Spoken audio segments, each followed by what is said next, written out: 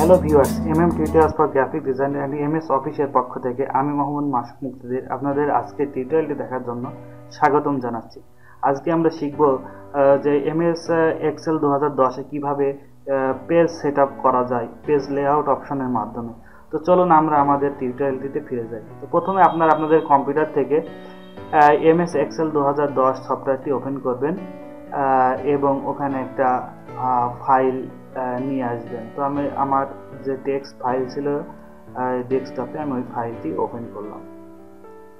তো এখন এটা একটা ওয়ার্কশিটের মধ্যে আছে, আমরা একটা পেজের মাপ দিতে চাই। তাহলে আমাদের প্রথমে একটা পেজের সাইজ নিতে হবে। তাহলে আমরা দেখি যে how to create a paper size. তো প্রথমে আমাদের এখানে সাইজে ক্লিক করতে হবে।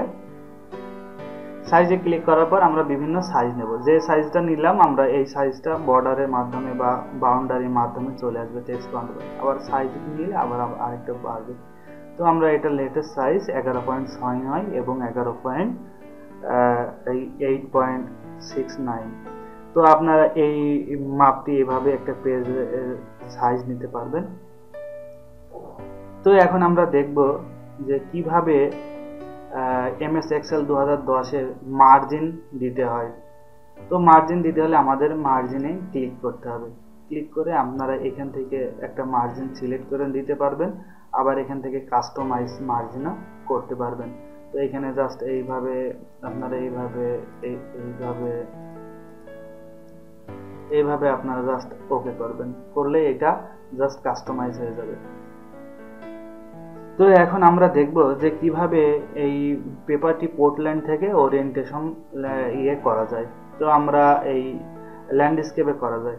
তো আমরা আপনার প্রথমে এইটা ওরিয়েন্টেশনে যাব। এটা এখন ল্যান্ডস্কেপে আছে, আমরা এটা পোর্ট্রেটে করব। আমরা এটা এখন পোর্ট্রেটে হয়ে গেছে, মানে লম্বালম্বি পেজে হয়ে গেছে।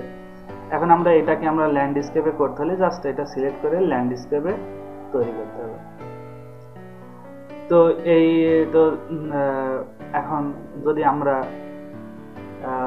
এটাকে প্রিন্ট প্রিভিউ দেখতে চাই, তাহলে আমাদের ফাইলে ক্লিক করতে হবে এবং প্রিন্ট অপশনে ক্লিক করলে আমাদের এটা পেজটা কি অবস্থায় আছে এটা দেখা যাবে। আপনারা এখান থেকেও এডিট করতে পারবেন, জাস্ট এটা সরায় আপনারা এখান থেকে এডিট করতে পারবেন। তো ধন্যবাদ সম্মানিত ভিউয়ার্স, আপনারা যারা আমার টিউটোরিয়ালটি দেখলেন তাদেরকে আজকে টিউটোরিয়ালটি সম্ভবত ভালো লেগেছে। আপনারা আমার পূর্বে টিউটোরিয়ালগুলো যারা দেখেছেন তারা আজকে টিউটোরিয়াল থেকে অনেক কিছু বেশি শিখতে পারবেন।